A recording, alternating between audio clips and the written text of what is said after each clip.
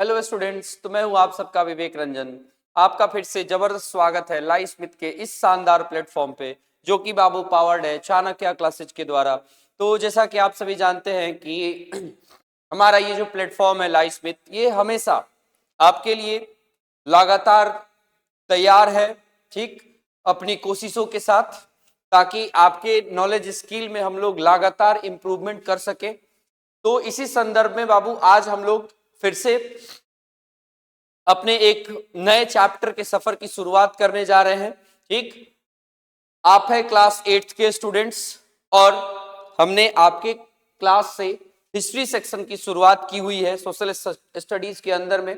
और इस history section का हमने आज जो चैप्टर स्टार्ट करना है बाबू, वो चैप्टर होगा आपका चैप्टर 3, जिसका नाम है रूलिंग द कंट्री साइड।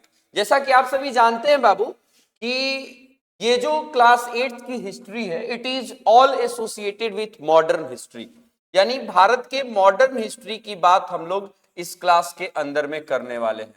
तो इस सफर में हमने पिछले जो 2 चैप्टर्स कवर किए अलग अलग सेशंस के अंदर में, उसमें हमने क्या देखा। पहला वाला चैप्टर जो था वो मॉडर्न हिस्ट्री को समझने के लिए था कि मॉडर्न हिस्ट्री क्या है, उसके बाद उसको पढ़ने के लिए, समझने के लिए क्या क्या डिफरेंट सोर्सेज हो सकते हैं। ठीक, मॉडर्न हिस्ट्री की शुरुआत का स्पेसिफिक डेट कब से माना जाता है, उसका पीरियोडाइजेशन वगैरह वगैरह, ये सारी बातें हमने चैप्टर 1 के अंदर में करी।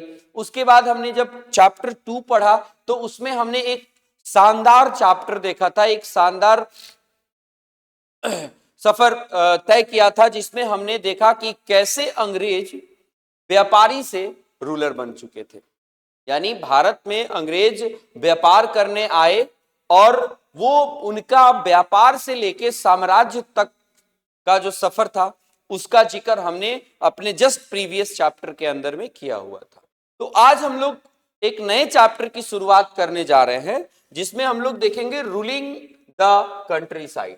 रूलिंग का मतलब होता है शासन करना, उसको अपने डोमिनेंस में लेना, और कंट्री साइड का मतलब होता है देहाती इलाका, ग्रामीण इलाका। यानी अब देखेंगे कि अंग्रेज हमारे भारत के अंदर में अपने साम्राज्य की स्थापना कर चुके हैं। तो after building their dominance throughout the country, they started their interference in the countryside also. ठीक है, यानी एक बार जब अंग्रेजों ने बाबू, ठीक है, पूरे भारत के अलग अलग रियासतों को, अलग अलग इंपायर्स को अपने कंट्रोल में ले लिया, ठीक है, तो उसके बाद उन्होंने अपना रुख मोड़ा किधर, ग्रामीण इलाकों के तरफ। क्यों? क्योंकि उनको अब सोर्स ऑफ इनकम चाहिए था। उनको सोर्स ऑफ इनकम चाहिए था क्योंकि भारत जो था उस समय भी आपको एक बहुत बड़ा इलाका हुआ करता था, और उस इस बहुत बड़े रीजन को कंट्रोल में ले लेना वाज नॉट एनफ। इसको चलाना भी था, इसको एडमिनिस्टर भी करना था। तो उसके प्रॉपर एडमिनिस्ट्रेशन के लिए आपको रिसोर्सेज की जरूरत थी, पैसों की जरूरत थी, ठीक है, इन्वेस्टमेंट की जरूरत थी। तो उनके अपने सोर्स ऑफ इनकम के लिए अंग्रेजों ने कंट्री साइड का रुख तय करना शुरू किया, यानी ये देहाती क्षेत्र की तरफ जाना शुरू किए, जहां से, ठीक है, ये अपने सोर्स ऑफ इनकम को कंप्लीट कर सके। अब गांव में ऐसा क्या था कि उनको अपना सोर्स ऑफ इनकम वहां मिल जाता? तो गांव में था बाबू रेवेन्यू कलेक्शन, यानी लगान वसूलना था उन लोगों को ग्रामीण इलाकों में जा करके। तो ये रेवेन्यू जो था, रेवेन्यू कलेक्शन जो था, उनके सोर्स ऑफ इनकम का जबरदस्त साधन था। ठीक है, और इसी रेवेन्यू कलेक्शन के लिए उन्होंने अपना इंटरफेरेंस बाबू अब गांव में बढ़ाना शुरू किया। अलग अलग तरीके अपनाए, डिफरेंट मैकेनिज्म के तहत अंग्रेजों ने, ठीक है, ग्रामीण इलाकों को भी रूल करना शुरू कर दिया, अपने हिसाब से एक्सप्लॉइट करना शुरू कर दिया।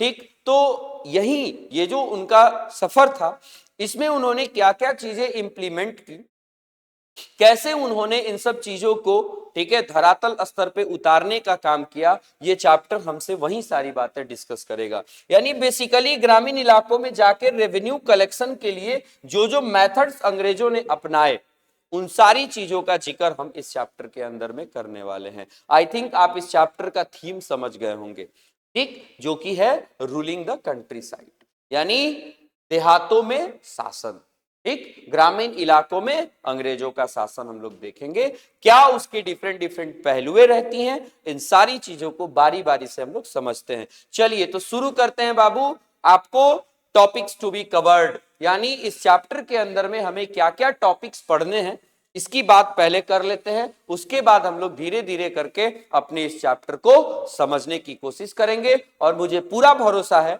ठीक है, कि आपको बहुत अच्छे तरीके से मैं समझाने में सफल होऊंगा, और साथ साथ ये उम्मीद भी है, ये भरोसा भी है कि आप लोग, ठीक है, मेरे द्वारा बताए गए चीजों को अक्षरशः इंप्लीमेंट करोगे और अपने नॉलेज स्किल को इंप्रूव करने का काम करोगे। तो चलिए बाबू, बिना देर किए हम लोग शुरू करते हैं कि क्या क्या टॉपिक्स हमें इस चैप्टर के अंदर में पढ़ना है। तो सबसे पहले हम देखेंगे इस चैप्टर का इंट्रोडक्शन। मैंने थोड़ा बहुत हिंट तो दे ही दिया है, ट्रेलर तो मैंने आपको दिखा ही दिया है, बस अब पिक्चर की बारी है, तो वो भी अलग अलग टॉपिक्स में आपको मिल जाएगी देखने को। और क्या शानदार पिक्चर आपके सामने आएगी। आज के बाद से इस चैप्टर से रिलेटेड आपको कहीं कोई समस्या नहीं होने जा रही है, ये बात आप लिख के रख लो। चलिए तो देखते हैं हम लोग, यानी सबसे पहले हम लोग इंट्रोडक्शन देखेंगे कि कैसे अंग्रेजों ने, ठीक है, ट्रीटी ऑफ इलाहाबाद के बाद अपना रुख देहात की तरफ मोड़ा, रेवेन्यू कलेक्शन का सारा जिम्मा अपने हाथों में ले लिया, तरह तरह के हथकंडे अपनाए, ठीक है, ताकि उनका रेवेन्यू कलेक्शन जो है वो चलता रहे, ठीक, उनको किसी भी तरह के इनकम में समस्या नहीं आए, ताकि वो अपने इस शासन व्यवस्था को अच्छे तरीके से इंप्लीमेंट कर सके और उसको एक्शन में ला सके। ठीक है, तो इंट्रोडक्शन में हम लोग देखेंगे। उसके बाद देखेंगे कि ट्रीटी ऑफ इलाहाबाद के तहत कंपनी जो थी वो इंडिया में, ठीक है, या यूं कहिए बंगाल में, बंगाल की दीवान हो गई। ठीक, यानी अंग्रेजों को ट्रीटी ऑफ इलाहाबाद के तहत, ठीक है, शाह आलम सेकंड जो कि मुगलों के राजा थे उस टाइम पे, उन्होंने बंगाल की दीवानी प्रदान कर दी अंग्रेजों को। और इस दीवानी राइट्स के मिलने के साथ ही अंग्रेजों ने रेवेन्यू कलेक्शन का सारा जिम्मा अपने हाथ में ले लिया और रेवेन्यू कलेक्शन के तरह तरह के मेथड्स को उन्होंने इंप्लीमेंट करने का काम किया था। तो वो मेथड्स क्या थे बाबू? परमानेंट सेटलमेंट था। क्या था ये डिटेल से हम लोग चैप्टर के अंदर में समझेंगे। महलवारी सेटलमेंट था और रैयतवाड़ी सेटलमेंट था। तो ये तीनों मेथड्स जो अंग्रेजों के द्वारा अपनाए गए ताकि रेवेन्यू कलेक्शन को और ज्यादा आसान बनाया जा सके और ज्यादा इंपैक्टफुल बनाया जा सके। ठीक है, तो इस चीज के लिए इन्होंने तीनों मेथड्स अपनाए। इन तीनों मेथड्स को हम लोग बारी बारी से देखेंगे। ठीक है, उसके बाद देखेंगे हम लोग क्या कि अंग्रेजों ने जब रेवेन्यू कलेक्शन करना शुरू किया गांव में जाकर के बाबू, तो उन लोगों को गांव की उपजाऊ जमीन दिखी, जिसके बारे में उन्हें यह पता चला कि they can produce more for their betterment. ठीक है, ना केवल भारत में बल्कि अपने यूरोपियन कंट्रीज के अंदर में भी वो बेटर प्रोडक्शंस यहां से प्रोड्यूस कर सकते हैं, जो वहां की इंडस्ट्रीज में जाकर के अलग अलग फिनिश प्रोडक्ट्स को मैन्युफैक्चर करने के काम आ सके।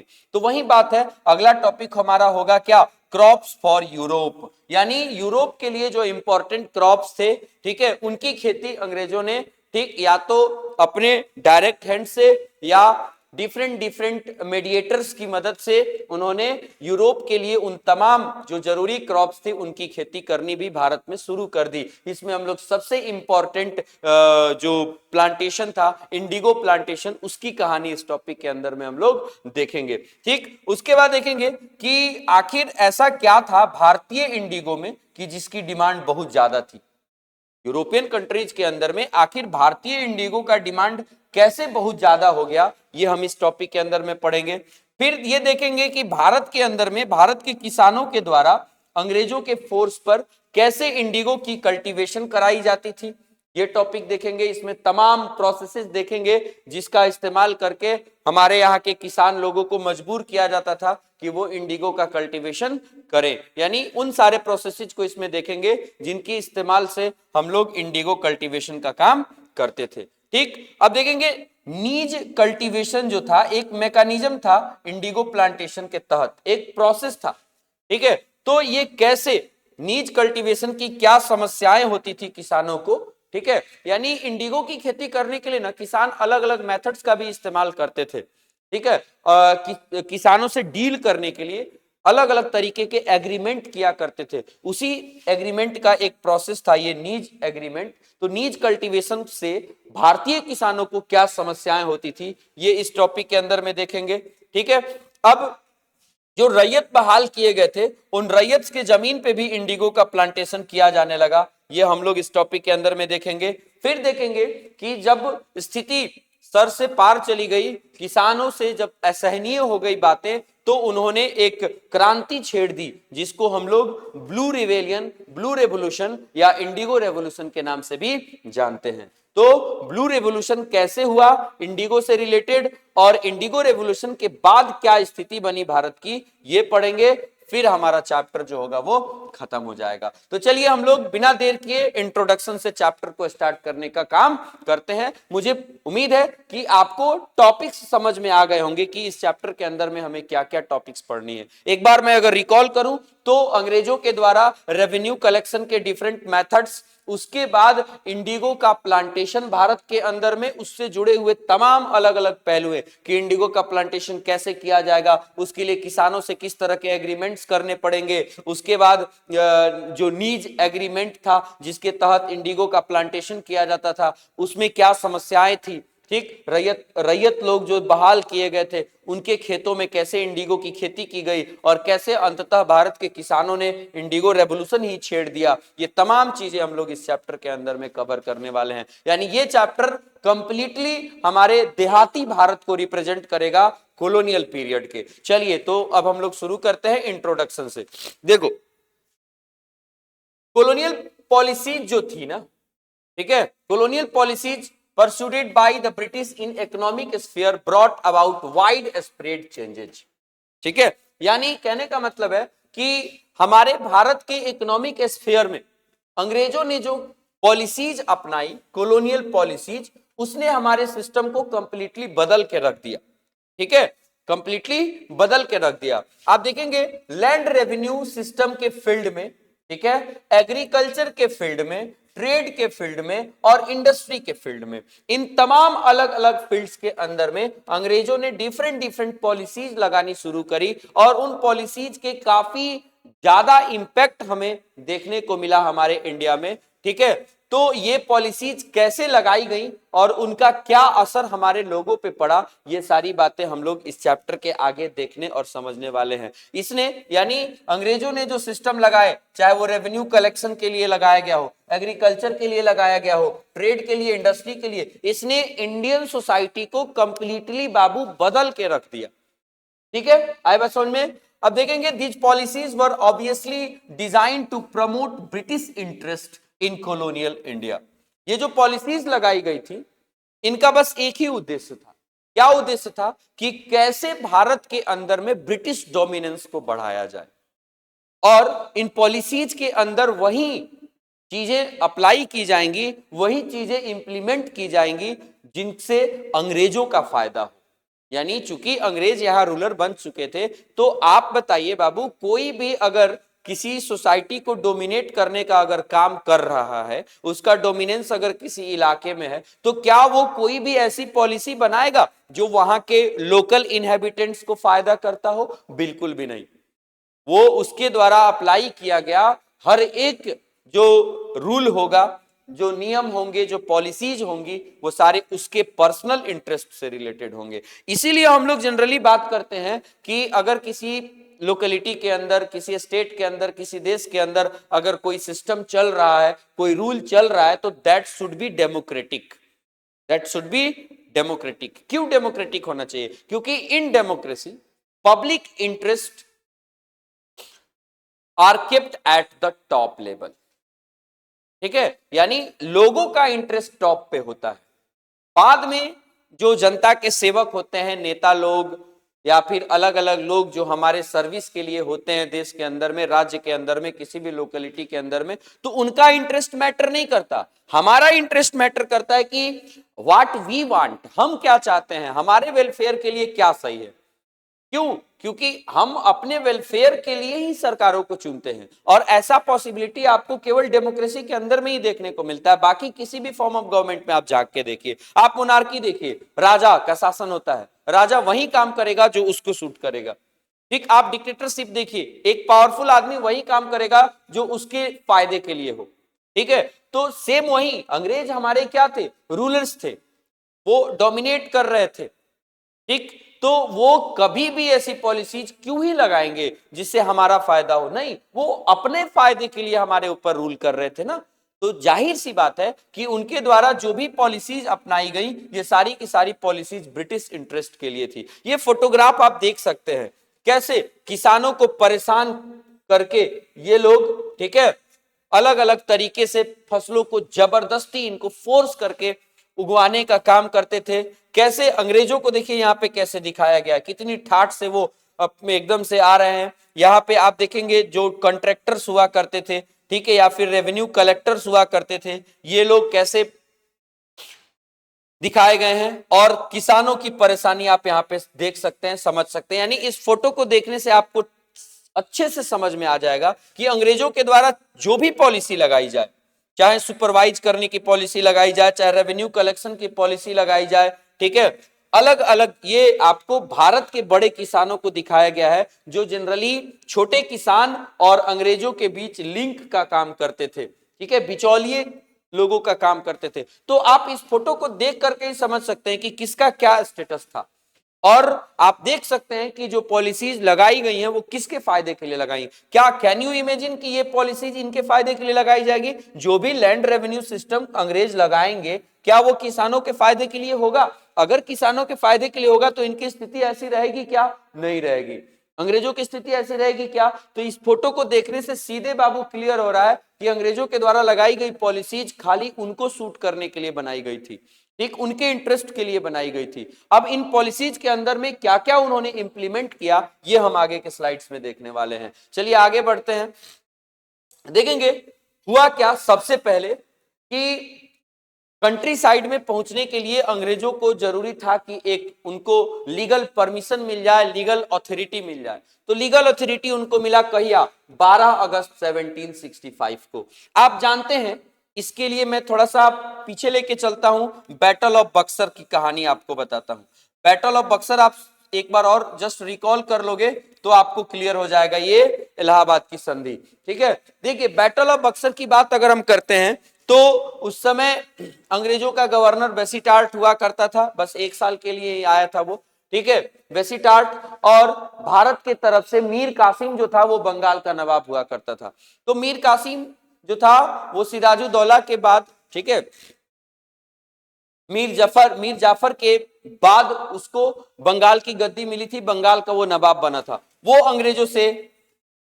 अंग्रेजों के अधीन में रह करके नहीं काम करना चाहता था, इसलिए उसने क्या किया, मुगलों के राजा शाह आलम सेकंड और अवध के नवाब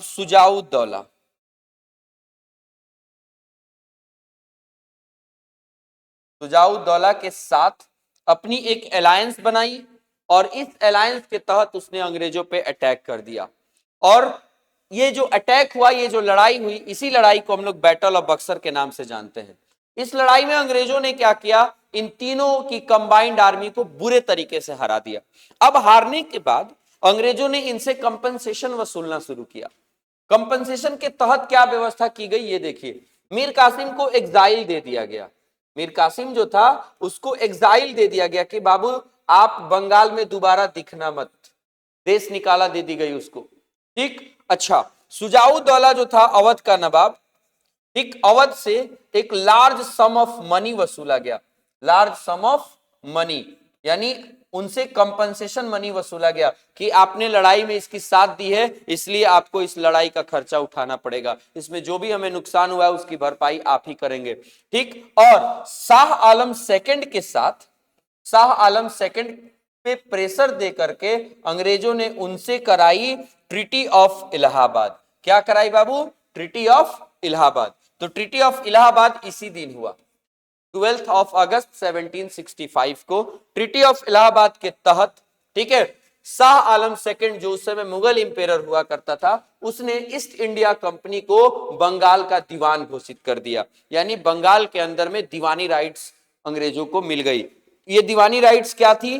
कि the authority to collect revenue, ठीक है, यानी अब अंग्रेजों के पास बंगाल के अंदर में, ठीक है ना, रेवेन्यू कलेक्शन का पूरा अधिकार मिल चुका था, according to the treaty of Allahabad which took place on 12th of August 1765. Okay, as Diwan, the company became the chief financial administrator of the territory under its control. यानी जैसे ही दीवानी राइट्स मिला, जैसे ही कंपनी दीवान बनी बंगाल की, ठीक है, तो इनको अपना फिनेंशियल एडमिनिस्ट्रेशन को, ठीक है, कंट्रोल करने का सारा अधिकार इन्हें मिल गया।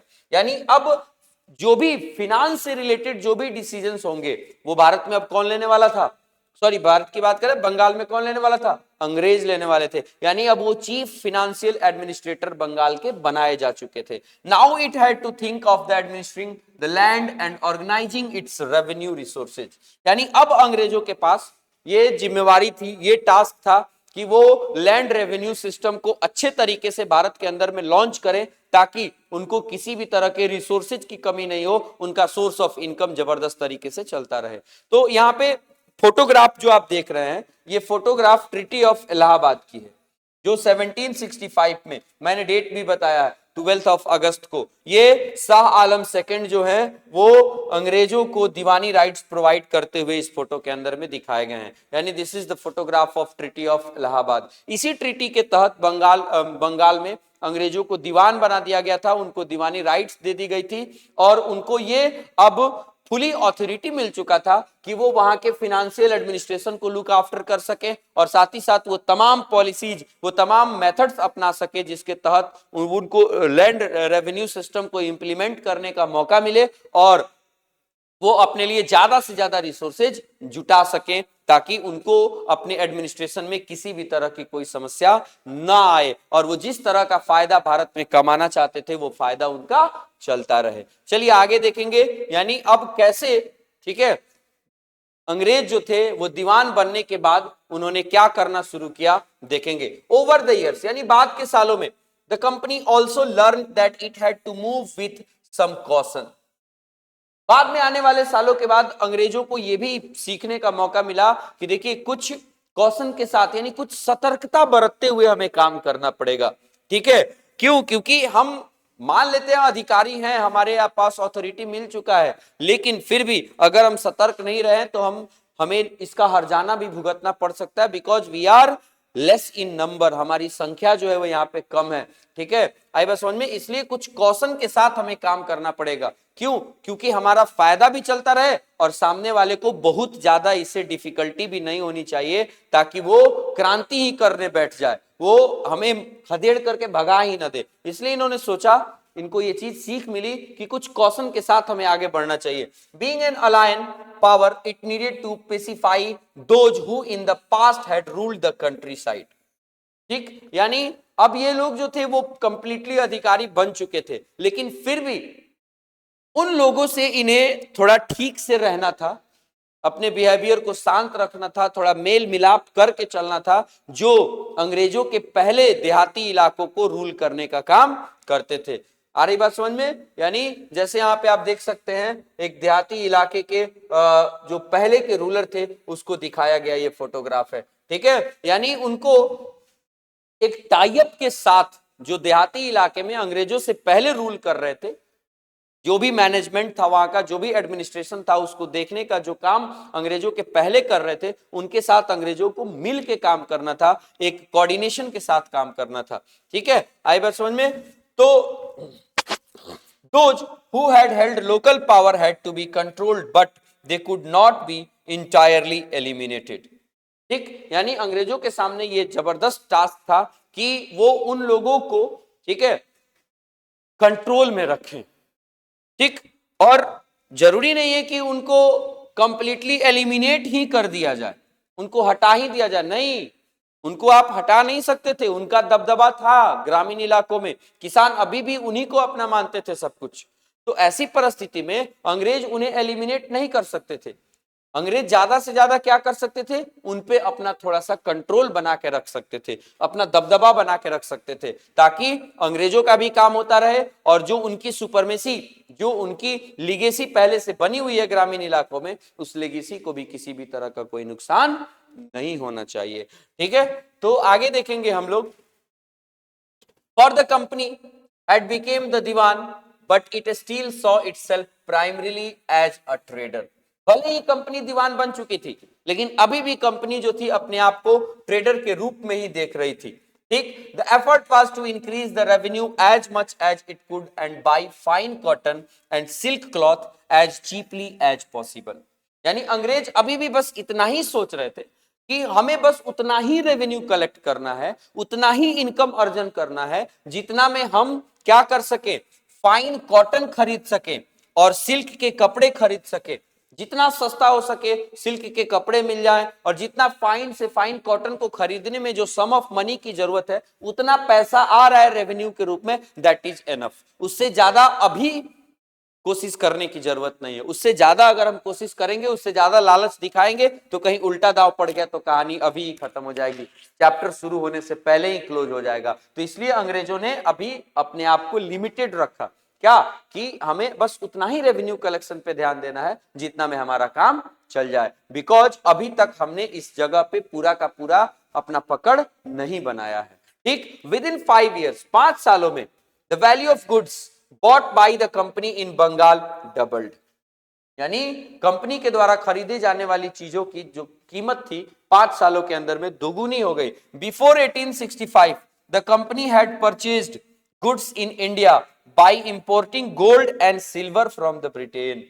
ठीक है, 1865 के पहले अगर हम देखें तो अंग्रेज जो थे भारत में चीजों को खरीदने से पहले, खरीदने के लिए अपने गोल्ड और सिल्वर को, ठीक है, ब्रिटेन से मंगाया करते थे, अपना गोल्ड और सिल्वर देते थे और फिर उसके बदले में भारतीय सामानों को खरीदने का काम करते थे। ये देखिए एक हाट का फोटो यहाँ पे दिखाया गया। हाट का मतलब होता है बाजार, जो जनरली ग्रामीण इलाकों में लगते हैं। ग्रामीण इलाकों में लगने वाले बाजार को हाट कहते हैं। ये वीकली बाजारें होती हैं, आप अपने ग्रामीण इलाकों में भी इन बाजारों को देख सकते हो। वीक के किसी एक दिन अलग अलग गांव में ये बाजार ऑर्गेनाइज किए जाते हैं और वहां तमाम जो छोटे लेवल पे जरूरी वस्तुएं होती हैं, ये सारी चीजें यहाँ पे बेची जाती हैं, जैसे फल हो गया, सब्जियां हो गई, ठीक है, उसके बाद राशन के सामान हो गए, अलग अलग जो डोमेस्टिक नीड्स की वस्तुएं होती है जनरली इन बाजारों में बेचे जाते हैं।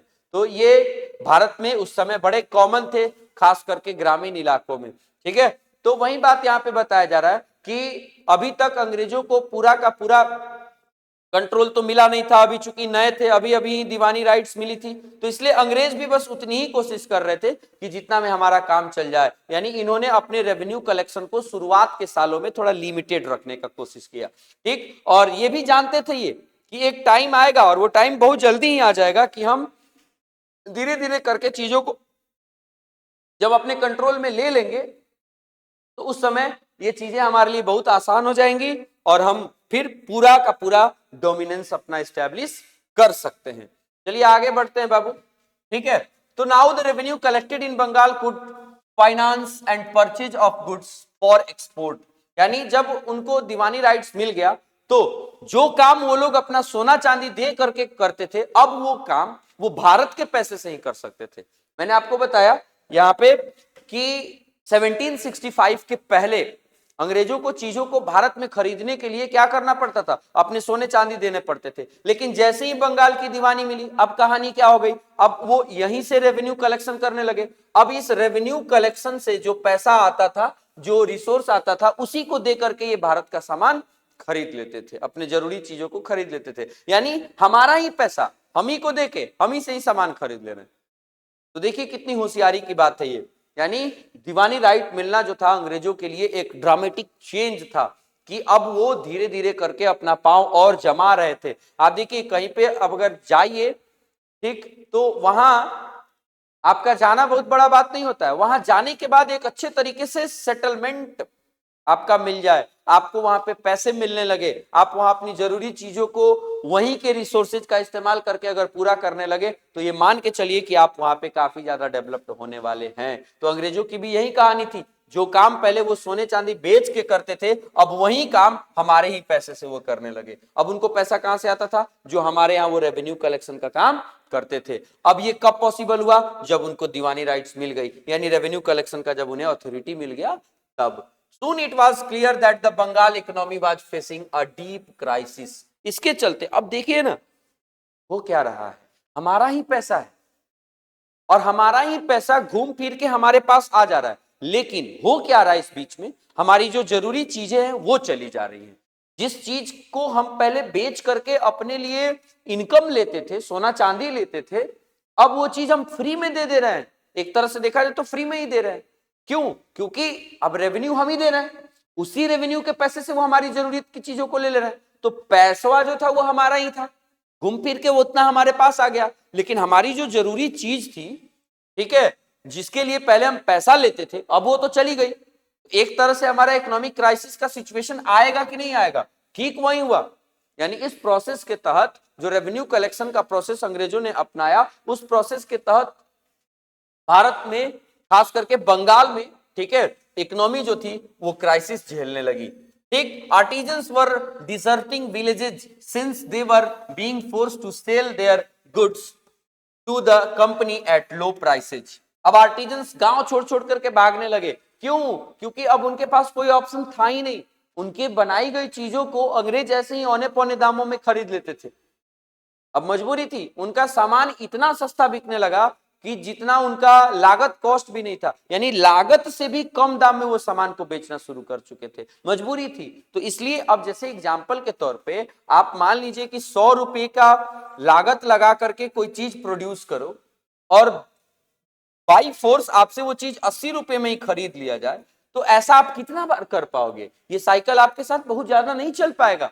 एक बार दो बार करोगे, तीन चौथे पांचवें बार में आते आते आपके पास नेट सेविंग जीरो हो जाएगा। अब आपको अपना धंधा ही बंद कर देना पड़ेगा, सारा सेटअप बंद हो जाएगा, मजबूरी में आपको दूसरा काम ढूंढना पड़ेगा, सिस्टम को छोड़ करके जाना पड़ेगा। तो वही हुआ, जो आर्टिजन्स थे, जो अपनी हाथों से चीजों को बनाया करते थे, बेचा करते थे, अब उनकी ऐसी मजबूरी आ गई कि वो अब अपनी चीजों को नहीं बेच पा रहे थे। ठीक है, क्यों? क्योंकि उनको अपने लागत कॉस्ट के बराबर भी पैसा नहीं मिल पा रहा था। तो अब उन्हें क्या करना पड़ता था? ठीक है, अब वो गांव छोड़ करके जाना शुरू कर दिए। Peasants were unable to pay the dues that were being demanded from them. ठीक है, या किसानों की स्थिति भी खराब होने लगी। किसान जो थे अपनी बकाया राशि का भुगतान नहीं कर पा रहे थे। ठीक है, artisans production was in decline. जो आर्टिजन प्रोडक्शन था, यानी जो आर्टिस्ट लोग अपनी चीजों को बनाते थे, उसका प्रोडक्शन धीरे धीरे करके डिक्लाइन होने लगा। Agricultural cultivation showed science of collapse. धीरे धीरे करके जो एग्रीकल्चरल प्रोडक्ट्स थे वो कोलैप्स करने लगे। क्यों? क्योंकि किसानों के पास अब पैसा ही नहीं था। ठीक, और उनके ऊपर रेवेन्यू का बहुत बड़ा प्रेशर भी था।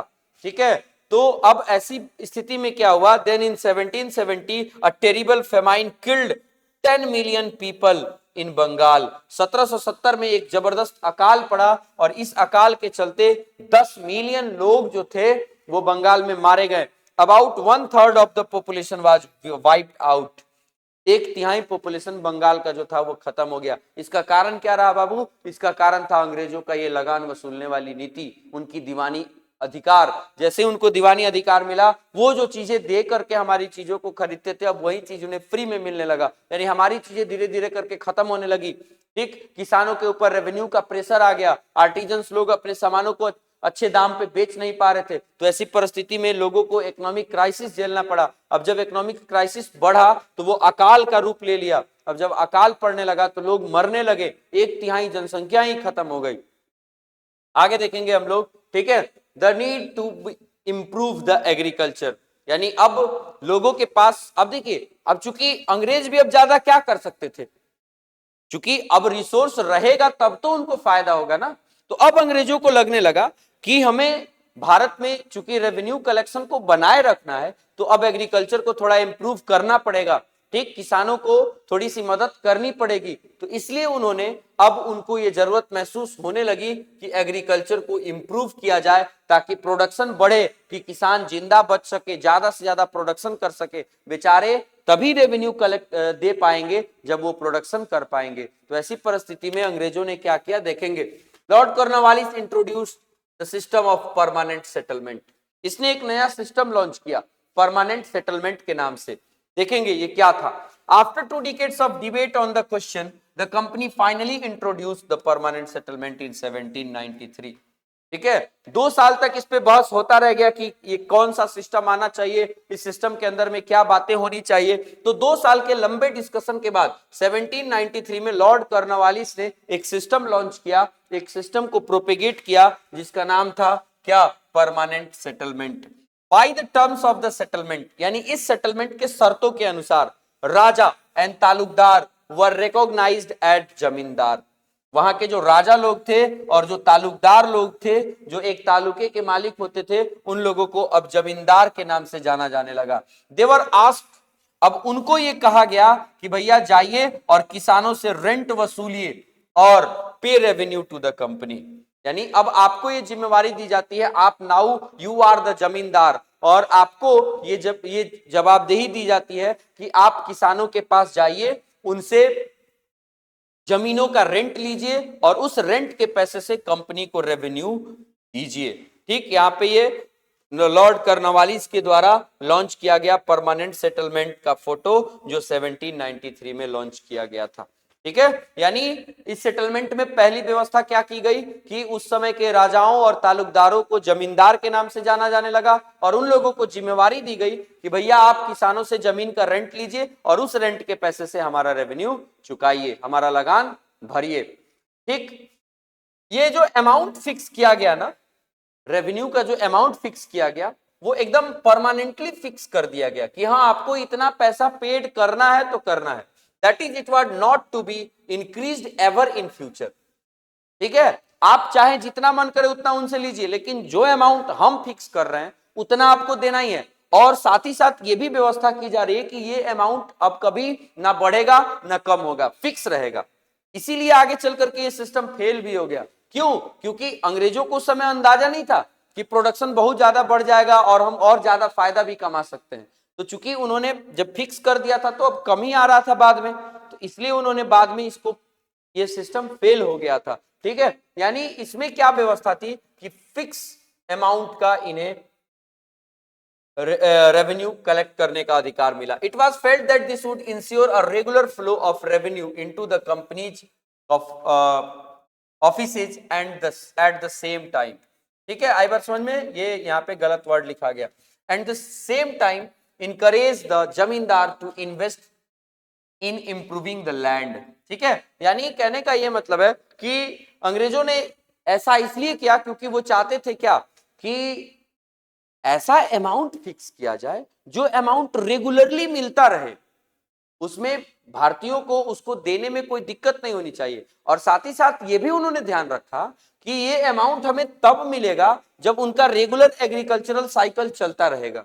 तो इसलिए कम अमाउंट रखते हैं कि ये लोग आराम से दे भी दे और उनका एग्रीकल्चरल प्रोडक्शन भी होता रहे ताकि ये रेगुलर सप्लाई होता रहे फ्यूचर में। ठीक है, और साथ ही साथ लैंड को भी इंप्रूव किया जाना चाहिए क्योंकि विदाउट इंप्रूवमेंट ऑफ लैंड, ठीक है, it was not possible to collect the revenue. क्योंकि लैंड अगर बढ़िया रहेगा, फर्टाइल रहेगा, तभी अच्छे तरीके से खेती होगी, और अच्छे तरीके से खेती होगी तभी किसान जो होंगे वो सक्सेस हो पाएंगे। क्या करने के लिए? रेवेन्यू चुकाने के लिए। ठीक है, यहाँ पे आप देख सकते हैं अंग्रेजों का ये रेवेन्यू कलेक्ट करने का तरीका। ठीक है, या फिर ये ब्रिटिश आर्मी की फोटो दिखाई जा रही है। ठीक, after decided as the diwan of Bengal. अब देखेंगे परमानेंट सेटलमेंट की क्या समस्याएं आई। ये समस्याएं देखेंगे। The revenue that had been fixed was so high that the जमींदार found it difficult to pay। अब इन्होंने इतना ज्यादा दाम फिक्स कर दिया, इतना ज्यादा ये रेवेन्यू का अमाउंट फिक्स कर दिया कि जमींदार लोगों को ये पे करने में काफी डिफिकल्टीज आने लगी। Anyone who failed to pay the revenue lost his जमींदारी। जैसे ही कोई जमींदार अपनी रेवेन्यू को जमा करने में असफल हो जाता था, उसकी जमींदारी ही छीन ली जाती थी, जमीन में छीन लेता था। Numerous zamindars were sold off at auctions organised by the company. अब कंपनी इसके लिए क्या करने लगी, कंपनी ने इजारदारी सिस्टम के तहत ऑक्शंस ऑर्गेनाइज करना शुरू कर दिया, नीलामी ऑर्गेनाइज करना शुरू कर दिया। ठीक, अब ये क्या करते थे कि भाई हमारा रेवेन्यू का दाम इतना फिक्स है और ये जो अमाउंट है ये फलानवा जमींदार नहीं दे पा रहा है, तो क्या आप में से कोई एक ऐसा जमींदार आगे आएगा जो हमसे ये जमींदारी का अधिकार ले ले और जितना हम रेट फिक्स कर रहे हैं उतना रेट का रेवेन्यू हमें मिलना चाहिए। तो बहुत सारे लोग तैयार हो जाते थे। ठीक है, तो ये ऑक्शंस ऑर्गेनाइज करने लगी कंपनी कि लोगों से जमींदारी छीन लेते थे, एक आदमी से छीन के दूसरे को दे देते थे, लेकिन वो क्या सेक्रीफाइस नहीं करते थे, वो था उनका रेवेन्यू। यानी हमारा रेवेन्यू जितना हमने फिक्स किया है उतना एट एनी कॉस्ट हमें चाहिए ही चाहिए, भले हमको जमींदारी क्यों ना बदल देना पड़े। ठीक है, एक जमींदार रेवेन्यू नहीं दे पा रहा, दूसरा आएगा, तीसरा आएगा, चौथा आएगा, यानी नीलामियां कर करके इजारदारी सिस्टम के तहत वो लोग जमीनों की नीलामियां कर देते थे, जमींदार बदल देते थे और लेकिन अपना रेवेन्यू कलेक्शन जारी रखते थे। ठीक, आगे देखेंगे हम लोग। By the first decade of the 19th century, the situation changed. Situation बदल गया. The prices in the market rose and cultivation slowly expanded. अब कल्टीवेशन जो था वो किसानों के मेहनत के बदौलत और जमीनों की फर्टिलिटी के बदौलत, आप यहाँ पे फोटो देख सकते हैं, जमीनों की फर्टिलिटी के बदौलत बढ़ने लगा। ठीक, और this meant an increase in the income of जमींदार। अब जमींदारों का इनकम भी बढ़ने लगा, चूंकि अब एग्रीकल्चर ज्यादा हो रहा था, प्रोडक्शन ज्यादा हो रहा था, तो जाहिर सी बात है कि इनका ये क्या बोलते हैं, इनकम भी बढ़ेगा। But no gain for the company since it could not increase a revenue demand that had been fixed permanently. मैंने पहले ही कहा था ना कि अंग्रेजों को इस चीज का एहसास बाद में हुआ कि हमने तो दाम फिक्स कर दिया है, लेकिन अब एग्रीकल्चर बढ़ गया है, प्रोडक्शन ज्यादा हो रहा है, अब इस चक्कर में जमींदार लोगों को ज्यादा फायदा हो रहा है, लेकिन अब वो क्या कर रहे हैं, जो फिक्स अमाउंट का रेवेन्यू था वही वो चुका रहे हैं। तो अब अंग्रेजों को ये दिक्कत लगने लगी कि रे दादा इस सिस्टम को बदलना पड़ेगा। क्यों? क्योंकि इस सिस्टम में तो हमें लॉस हो रहा है, अब प्रोडक्शन ज्यादा हो गया, अब ज्यादा रेवेन्यू हम वसूल सकते हैं, लेकिन हमने तो पहले ही फिक्स कर दिया है कि ये परमानेंट फिक्स रहेगा। ऐसी परिस्थिति में ठीक है, अंग्रेजों ने इस सेटलमेंट को अब बंद करने का सोचना शुरू कर दिया। ठीक, even the zamindars did not have an interest in improving the land. ठीक, some had lost their lands in the earlier years of the settlement. Settlement के शुरुआत के सालों में ही कुछ लोग अपनी जमीनें खो चुके थे। Others now saw the possibility of earning without the trouble and risk of investment.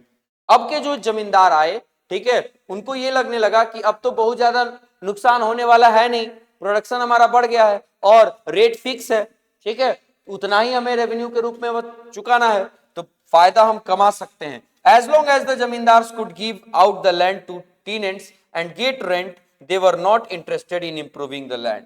ठीक है, ये लोग जमीनों की क्वालिटी को इंप्रूव करने में बहुत ज्यादा अपना ये पॉजिटिव रोल प्ले नहीं कर पा रहे थे। ठीक, on the other hand in the villages the cultivators found the system extremely oppressive. गांव में ये सिस्टम जो था ग्रामीण किसानों के लिए काफी ज्यादा ऑप्रेसिव साबित हुआ। The rent they paid to the zamindars was high and their right on the land was insecure. किसानों को ये दिक्कत थी कि एक तो इनसे ज्यादा रेंट लिया जाता था और साथ ही साथ ये बात थी कि इनको अपने लैंड की इनसिक्योरिटी फील होती थी। To pay the rent they had to often take a loan from the money lenders.